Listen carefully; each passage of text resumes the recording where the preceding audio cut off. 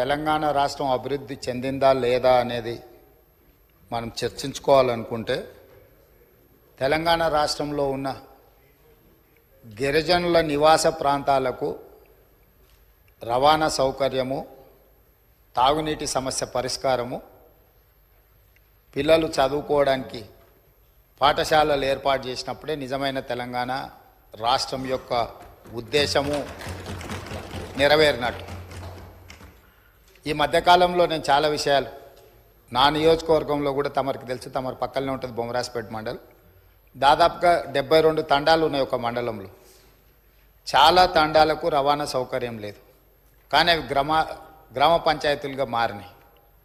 ఆ ఊర్లో పాఠశాల లేకపోయినా, ఆ ఊరికి రోడ్డు లేకపోయినా, కొన్ని తండాలలో కరెంటు లేకపోయినా మనం వాటిని గ్రామ పంచాయతీలుగా వాటికి హోదా ఇచ్చినాం.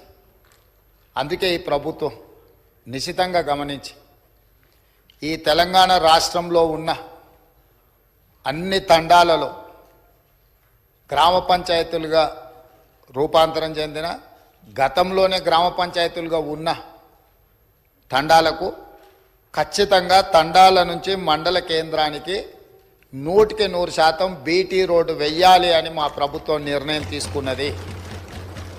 అందుకే రాష్ట్ర ప్రభుత్వం ప్రత్యేకమైన కార్యాచరణ తీసుకొని ఇప్పటి వరకు నిర్లక్ష్యానికి గురైన తండాలను, గూడాలను, మారుమూల ప్రాంతాలను అభివృద్ధి పదం వైపు నడిపించాలని ఈ ప్రభుత్వం భావిస్తుంది. తండాలలో, గూడాలలో విద్యుత్తు సమస్య పరిష్కారానికి, విద్య సమస్య పరిష్కారానికి, ఆ తండాల నుంచి మండల కేంద్రాలకు కనీసం ఒక్కటైనా బీటీ రోడ్డును ఏర్పాటు చేసే సమస్య పరిష్కారానికి, మండలాల నుంచి జిల్లా కేంద్రానికి మిగిలిపోయిన డబుల్ రోడ్లు ఏవైతున్నాయో వాటిని పూర్తి చేయడానికి, జిల్లా కేంద్రాల నుంచి హైదరాబాద్ నగరానికి 4 లేన్ రోడ్స్ వేయాలని ఈ రాష్ట్రంలో ఎక్కడైనా ప్రతి వాడికి ఒక మంచి రవాణా సౌకర్యం ఏర్పాటు చేయడం ద్వారా ఇవాళ పేదవాళ్ళు కష్టపడి వాహనాలు కొనుక్కుంటున్నారు, కానీ సొంత ఊరికి పోవాలంటే రోడ్డు ఉండడం లేదు. సైకిల్ మోటార్ల మీద పోయి గుంతలలో పడి కింద పడి భార్య పిల్లలతో పోతూ ప్రమాదానికి లోనై చనిపోతున్నారు. దీనికి కారణం మనం సరైన మౌలిక వసతులు ఏర్పాటు చేయకపోవడం.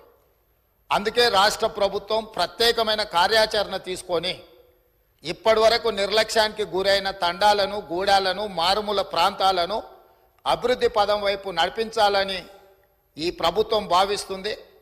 తెలంగాణ అభివృద్ధి అంటే తండాలలో, గూడాలలో కనీస సౌకర్యాలను ఏర్పాటు చేసినప్పుడే తెలంగాణ రాష్ట్ర అభివృద్ధి జరిగినట్టు అని బలంగా మా ప్రభుత్వం భావిస్తుంది.